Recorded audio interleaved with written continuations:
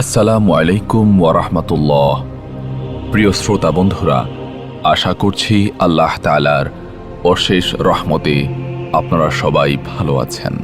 চলুন আজকে আমরা জেনে আসি কিয়ামতের প্রধান প্রধান আলামত। ভূমি ধসে যাওয়া। হযরত রাসূল আকরাম সাল্লাল্লাহু আলাইহি ওয়াসাল্লাম বলেছেন, কিয়ামতের পূর্বে দুনিয়ার বিভিন্ন স্থানে 3টি স্থান ধসে পড়বে। সেগুলো যথাক্রমে দুনিয়ার পূর্ব প্রান্তে, পশ্চিম প্রান্তে এবং আরব দেশে ঘটবে। তকদিরে অর্থাৎ ভাগ্যে অবিশ্বাসীদের বহু লোক তাতে মৃত্যুমুখে পতিত হবে। হাদিস শরীফে আরও উল্লেখ আছে যে তকদিরে অবিশ্বাসীগণের উপর ভূমি ধ্বংস ছাড়া আরও কতিপয় বালা মুসিবত আসবে, যথা শূন্য হতে প্রস্তুর বর্ষণ, মানবাকৃতি অন্য কোনো পশুর আকারে পরিবর্তিত হয়ে যাওয়া, ধোঁয়া প্রকাশ। দুনিয়ার 3টি বিভিন্ন অঞ্চল ধসে যাওয়ার পর এক প্রকার ভীষণ ধোঁয়া নির্গত হয়ে সারা দুনিয়া ছেয়ে ফেলবে।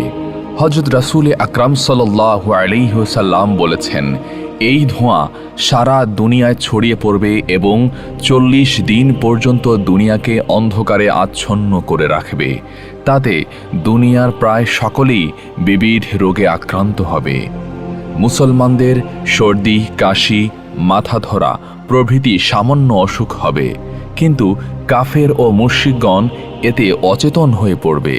40 দিন পর আবার দুনিয়া পরিষ্কার হয়ে যাবে। পশ্চিম দিকে সূর্যোদয়।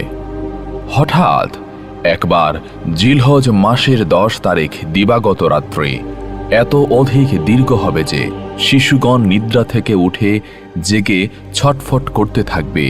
গরু, মহিষ প্রভৃতি গৃহপালিত পশু মাঠে যাওয়ার জন্য অস্থির হয়ে চিৎকার শুরু করবে। মানুষ ভীত ও চিন্তিত হয়ে চিৎকার ও কোলাহল শুরু করে দেবে। ঈমানদারগণ ইস্তেগফার পাঠ করতে থাকবে। অবশেষে 3 কি 4 দিবারাত্রির সমান সময় অতিবাহিত হওয়ার পর পশ্চিম দিক হতে সূর্যোদয় হবে। সকলেই কিয়ামতে বিশ্বাস করে অনেকেই তওবা করতে থাকবে, কিন্তু পশ্চিম সূর্যোদয় হওয়ার পর কারো তওবা কবুল হবে না।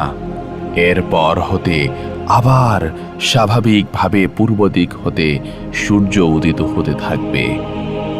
দাব্বাতুল আরদ। দাব্বাতুল আরদের আবির্ভাব সম্বন্ধে আল্লাহ তাআলা